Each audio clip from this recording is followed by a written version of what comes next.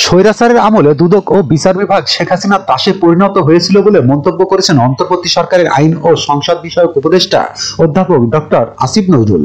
সোমবার 9 ডিসেম্বর সকালে আন্তর্জাতিক দুর্নীতি বিরোধী দিবস উপলক্ষে আয়োজিত অনুষ্ঠানে তিনি একথা বলেন। বিচার না হওয়া দুর্নীতি সমাজে প্রতিষ্ঠাতা পেয়েছে জানিয়ে আইন উপদেষ্টা বলেন, দুদক ছিল উচ্চ আদালতেও ছিল, কিন্তু বিচার হয়নি, বিচার হয়েছে খালেদা জিয়া। অনুষ্ঠানে দুদক সংস্কারে গঠিত কমিশনের প্রধান ডক্টর ইফতেখারুজ্জামান বলেন, দীর্ঘদিন ধরে বাংলাদেশের দুর্নীতিবাজরা রাষ্ট্র কাঠামো দখল করে রেখেছে, যাতে সব অন্যায় ও দুর্নীতি থেকে রেহাই পাওয়া যায়।